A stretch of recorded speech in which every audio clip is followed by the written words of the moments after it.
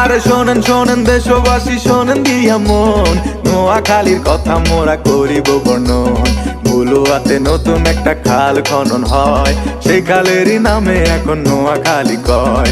নোয়াখালী এমন জায়গা যার তুলনা নাই, সুরে সুরে কিছু কথা আপনাদের জানাই। নোয়াখাইলা ভাষা শুইনা পরাণ জুড়ায় যায়, পানি রে হানি কইয়া মধুর মতো খায়।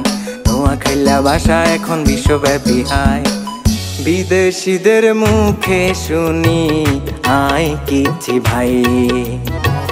বিদেশিদের মুখে শুনি আই কিছি ভাই।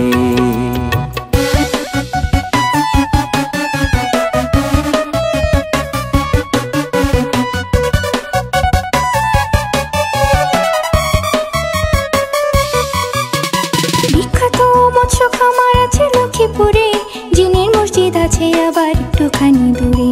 ফেনী গেলে পাইবেন আপনি মুড়ি প্রজেক্ট ভাই, বিজয় সিংহ দিঘিও আছে যার তুলনা নাই। দর্শনীয় একটি জায়গায় মুসাফু ক্লোজার, আর মানুষ বলে সেটা নাকি অতি চমৎকার। বজরা মসজিদ দেখতে যদি মনে ইচ্ছা জাগে, আর নোয়াখালীর সোনায় মুড়ি চলে আসেন আগে। সুন্দর সুন্দর জ্যান্ত হরিণ দেখতে যদি চান, আর নোয়াখালীর হাতিয়ায় নিঝুম দ্বীপে যান। বিখ্যাত মৎস্য খামার আছে লক্ষ্মীপুরে, জিনের মসজিদ আছে আবার একটুখানি দূরে। ফেনী গেলে পাইবেন আপনি মুড়ি প্রজেক্ট ভাই, বিজয় সিং দিঘিও আছে যার তুলনা নাই। নামি দামি ব্যক্তি ছিল আমগো নোয়াখালী, যেসব মানুষের নাম শুনিলে হাতে দিবেন তালি। তাদের মধ্যে অন্যতম জহির রায়হান, বীর শ্রেষ্ঠ রুহুল আমিন রাখছে দেশের মান। ভাষা শহীদ আব্দুল সালাম আমগো এলাকার, সেলিম আল দিনের মতো আছে নাট্যকার। অভিনেতা এটিএম শামসুজ্জামান, সংস্কৃতিতে আছে তাহার অনেক অবদান।